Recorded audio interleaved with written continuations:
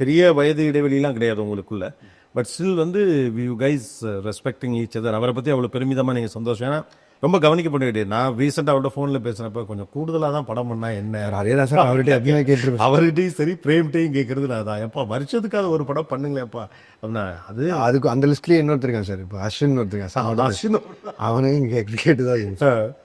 வருஷத்துக்காக ஒரு படம் பண்ணுங்களேப்பா சார். அது அவங்க ஆனால் அவங்க மைண்ட் செட் அப்படி இல்லை. இல்லை சார், அது அப்படியே தான் சார். அது அவங்க மாற்ற முடியும். அஸ்வின்லாம் பார்த்தீங்கன்னா வந்து அந்த 2010-11 அவன் லட்ச ரூபா சம்பளம் வாங்கிட்டு இருந்தான் சார்.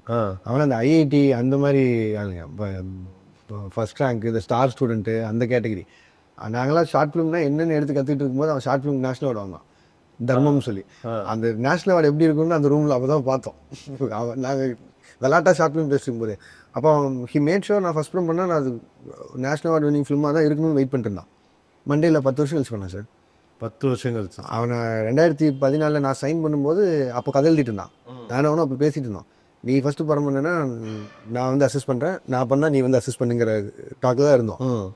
அதுக்கப்புறம் பார்த்தீங்கன்னா வந்து எப்போ நான் 4வது படம் போகும்போது தான் அவன் ஃபஸ்ட் படம் ரிலீஸ் பண்ணான். அவன் வேறு எதுவுமே பண்ண முடியாது. அவனாக வெளியில் வந்து என்றைக்காவது ஒர்க் பண்ணால் தான் உண்டு. நான் இந்த கடைசி பெஞ்சு சார், ஒன்றும் பிரச்சனை இல்லை, நான் ஏதோ ஒன்று பண்ணி தப்பிச்சு அப்படி ஓடிடுவேன். அவன்லாம் ரொம்ப ஸ்ட்ரிக்டாக பாலிஷ்டாக அவங்க இந்த மாதிரி ஒரு ஃபிலிம் வேணும். மாவீரன்னு எனக்கு தெரிஞ்சு அவன் வந்து ஐயோ இவ்வளோ கமர்ஷியலாக ஒரு படம் எடுக்கிற மாதிரி நினச்சிட்டுப்பான். அப்படியா? அந்த மாதிரி இப்போ அடுத்து அதனால தான் அவன் ரொம்ப டைம் எடுத்து எழுதிட்டு இருக்கான். ஓகே. அது ஸ்டைல் ஆஃப் எவ்ரி ஃபிலிம். நம்ம ஒவ்வொருத்தருக்கும் அந்த இருக்கானே. இப்போ நீங்களே முன்னால் ஒரு ஸ்டைலில் ஒர்க் பண்ணிட்டு இருந்தோம், இப்போ வேற ஒரு ஸ்டைலில் ஒர்க் பண்ணணும்னு நினைக்கிறேன்னு சொல்கிறது மாதிரி ஒவ்வொருத்தருக்குமான ஒரு தாட் ப்ராசஸ் அப்படி இருக்கலாம்.